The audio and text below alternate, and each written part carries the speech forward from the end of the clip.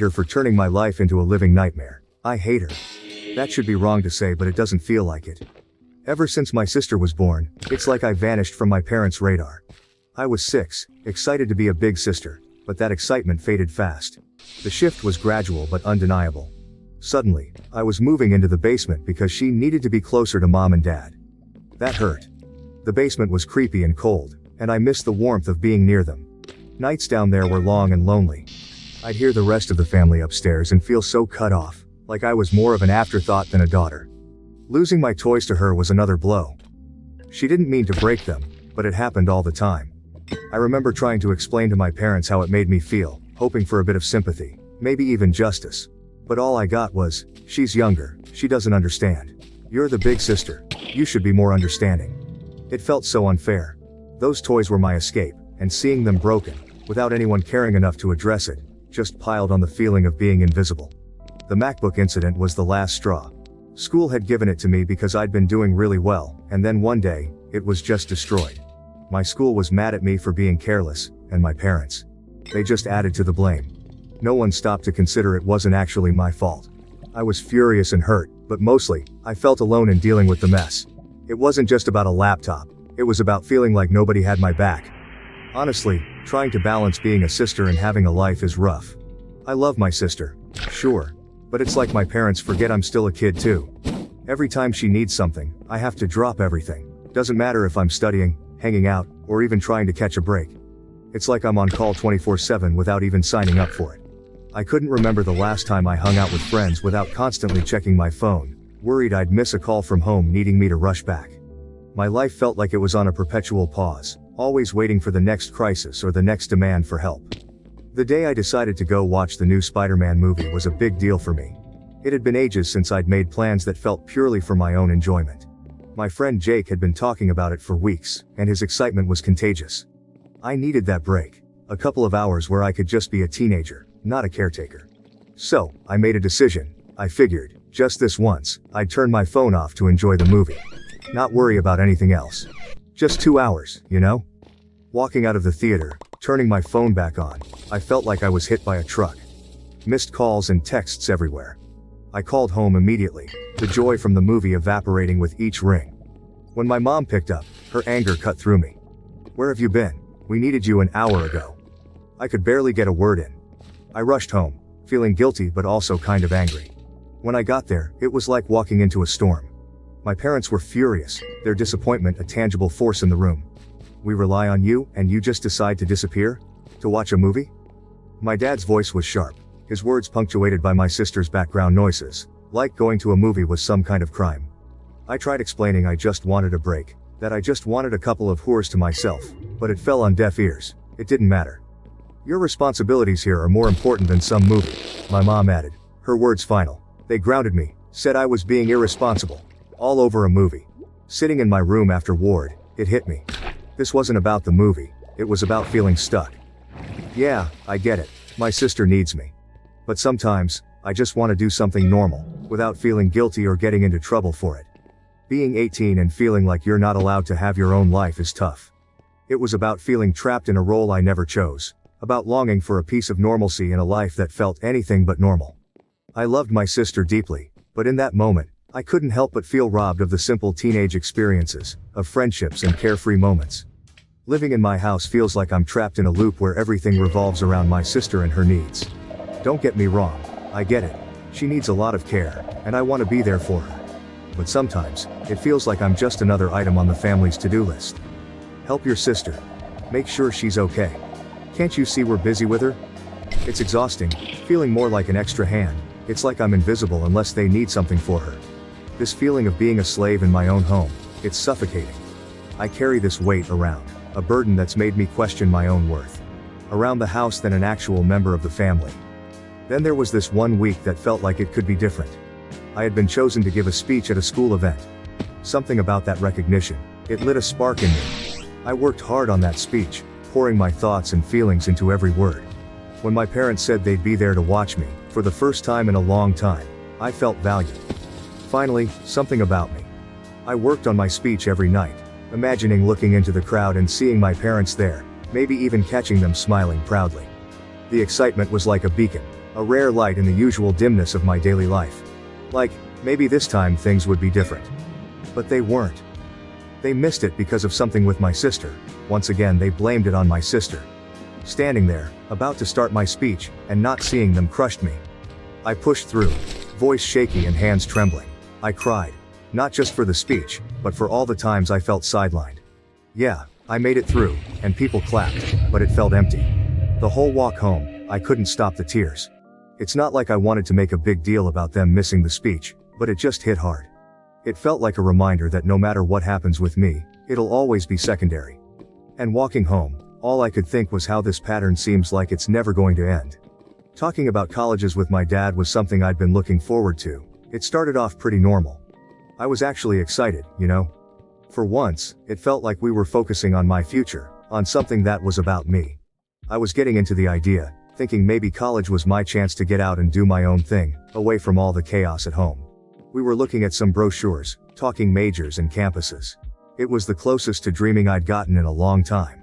Then my dad made that joke. Something about picking a high-paying major so I'd be set to take care of my sister when they're gone. He laughed, thinking it was just a light-hearted comment, I guess. But it hit me hard. All my bottled-up feelings just exploded. I lost it. I couldn't hold it in anymore. I started crying, then yelling, telling him how unfair it was that my entire life was expected to revolve around being my sister's caretaker. It was all coming out, every bit of resentment, every moment of feeling overlooked and undervalued, trying to make him see how much I've had to give up, how everything always circles back to what my sister needs. But they didn't get it. My parents just stood there, staring at me like I was speaking another language, watching me lose it. No comfort, no apologies, nothing. Their faces were so cold, so detached. It was like they couldn't understand why I was so upset over a joke. That's when I realized they weren't going to hear me out. I ran to my room, slammed the door, and I've been here ever since. And here's the thing. I've been in there for hours, and they haven't even bothered to check on me. Not a knock, not a word. Nothing. It's like my outburst didn't matter to them. It's so lonely sitting here, knowing that even this, me being this upset, isn't enough to get them to see how much I'm hurting. It's like I'm trapped in this role they've set for me, and my feelings about it don't matter at all. Am I wrong for wanting more than this? For wanting to be seen as more than just a future caretaker for my sister? It just feels like no matter what I do, it's like my life doesn't matter. I am nothing to them. Nothing more than just an insurance for my sister after they are gone. After hours turned into a day, and then another, with no word from my parents, something in me clicked. I couldn't shake off the feeling that something had to change. It wasn't just about getting away for a bit. It was about needing some space to figure out my own stuff without always being pulled back into the same old situation. I thought of the one person who'd always seemed to get it. Grandpa. Without making a big plan, I just packed some essentials into a backpack one night and left. I texted him I was coming over, half expecting him to talk me out of it or to call my parents. But he didn't. He just texted back, "Doors open." Staying with Grandpa has been eye-opening. It's not like every moment has been some deep heart-to-heart, but it's just calm here. He lets me be. We've talked about college, about what I might want to do, and it's the first time in a while I've been able to think about my future without feeling guilty or stressed. He's been supportive, encouraging me to think about what I want, not what I feel obligated to do. It's weird, but in just a week here, I've felt more like myself than I have in years. We've had meals together, watched some old movies, and he's shared stories about when he was my age. It's been nice, simple, and kind of freeing. I've even started researching colleges again, this time looking at programs I'm actually interested in, not just ones that might make enough money to take care of my sister in the future. Being with Grandpa has given me a glimpse of what that might look like, and it's something I want to hold on to. Wow, thank you for all the support and love that you guys have given me. I never expected this post to reach the popularity it did. Thank you all. After thinking about it for these past few hours, you are right that I don't despise my sister. It's not her fault that she was born the way she is. My parents came to talk to me a while after my breakdown, but I was unable to bring myself to talk to them and only cried and asked them to leave. They have made arrangements with my grandfather for me to stay with him for the time being. My parents want to talk to me, but we have decided it's best I leave for now to have some space and time to collect myself. We will be sitting down and talking later this week about this issue. Thank you all again for the love and support through this. I started by telling my grandpa the story of why I broke down the way I did, and to be honest, when I finally spilled everything to Grandpa, His reaction was way more intense than I expected. I mean, I knew he'd be surprised, but he looked downright shocked, horrified. I told him all about how things have been at home, how I've basically been my sister's full-time caregiver on top of everything else, and how it all came crashing down that day with my dad's joke about college and taking care of her forever. Grandpa was seriously upset, especially when he found out that my sister was supposed to have professional help that she wasn't getting. He said a lot of stuff. He told me some things that I don't feel comfortable repeating here, but in essence my sister is supposed to be getting care from a professional and that my parents were ignoring that. But the gist was that it wasn't right or safe for me to be in that position, especially with how things were with my sister. He couldn't believe my parents were putting all this on me, and that they'd kept so much from the rest of the family. He was also really mad about the whole movie incident, saying it was the last straw that showed how unfairly I was being treated. Grandpa's pretty chill most of the time, so seeing him this mad was kind of a big deal. He told me straight up not to talk to my parents unless he was there, which was a relief honestly. He said he'd talk to them first, sort everything out, and be there with me for any conversations in the future. But it wasn't just Grandpa. Over the next few days, I heard from aunts, uncles, cousins, you name it. They were all checking in, making sure I was okay, and they were all just as shocked as Grandpa was. Turns out, my parents had been telling everyone they had a professional caregiver for my sister, and even taking money from the family to pay for it. Except, that caregiver never existed. Everyone was pretty upset about being lied to, especially about something so serious. This past week? Man, it's been a roller coaster. Tough, yeah, but also kinda eye-opening in a good way. The whole drama with my parents and finding out all that stuff I had no idea about was a lot to handle. But then, there's been this unexpected silver lining. My extended family stepping up in ways I didn't even know I needed. Grandpa's been at the center of it all, trying to make up for what he keeps calling lost time. He's been really pushing me to just be a teenager again. It's weird but nice, getting nudged to hang out with my friends more, or just chill and do whatever I feel like, stuff I haven't really done in, well, forever. It's like he's on this mission to help me reclaim parts of my life I didn't even realize I was missing out on. And it's not just him. My aunts and uncles have been amazing too. They've been around a lot this week, checking in, bringing over food, just talking and actually listening. It's like they're making this massive effort to show they care, to make sure I don't feel alone in this whole mess. It's pretty overwhelming, but in the best way possible. For the first time in what feels like ages, I'm not just the sister, or the caretaker. I'm just me, and that feels really good. The talk with my parents on Saturday night. Disaster doesn't even cover it. I went in hoping maybe, just maybe, we could start fixing things. Instead, it fell apart even more. They actually admitted to a bunch of stuff. Stuff so messed up I can't even bring myself to type it out here.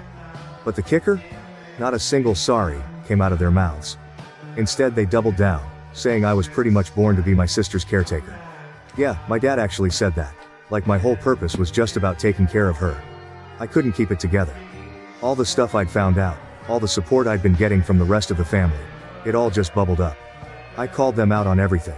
The lies about the caretaker, the money they were supposedly spending on it but actually weren't, all of it. But they just dodged and made excuses. By the end of the talk, things were even worse than before. It felt like hitting a brick wall, trying to get through to them.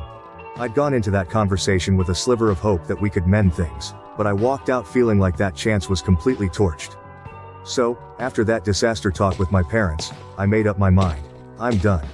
Had a long chat with Grandpa and my uncle last night, and we all agreed it's best if I don't go back. Today's the day I'm officially moving out to live with Grandpa. It feels weird, you know, making this huge change, but it also feels right. Like, I finally have some control over my life again.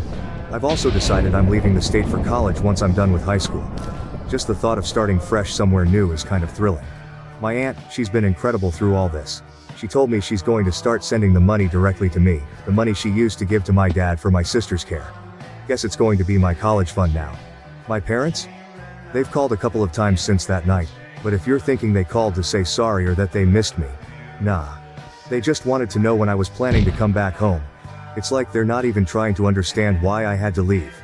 I know this is going to be a huge change, and honestly, I'm kind of scared. But at the same time, I feel this weight lifting off me. I'm finally making decisions for myself, and there's something really freeing about that. Today's just the start of something new, I guess.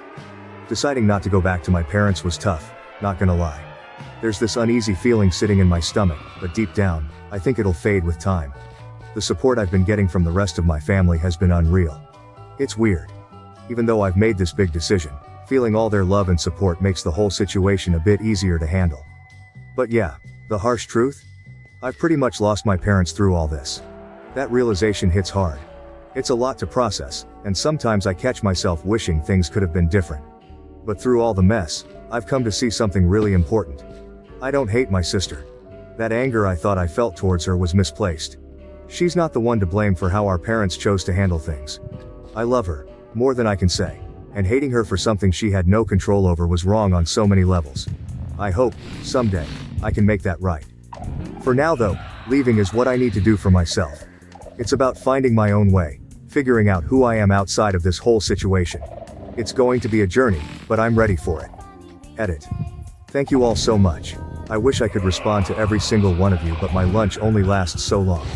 I'll update tonight how the move out went, but until then, thank you all. I want to say that your support has been amazing, and your kindness means more to me than anyone could ever imagine. Moving out was surreal. Grandpa and my uncle were with me every step of the way, helping me pack up my life into boxes and bags. Everything that meant something to me, we took. Make sure to grab all the important stuff like my birth certificate and social security card. It felt weirdly official, like I was collecting pieces of my old life to start a new one. My parents? They were pretty much silent the whole time. Dad took off with my sister not long after I got there, leaving just my mom to watch us pack. She didn't say much, just hovered in the background. It was awkward, tense even. But then, as we were about to leave, she finally broke down. She said she loved me, that she'd miss me. After days of silence, those words hit differently. I hugged her, said goodbye. It was one of the hardest things I've ever done. Sitting in my new room at Grandpa's house, I keep replaying that moment. Did she mean what she said? After everything, it's hard to know for sure. But I want to believe she did. Right now, all I can do is focus on what's ahead.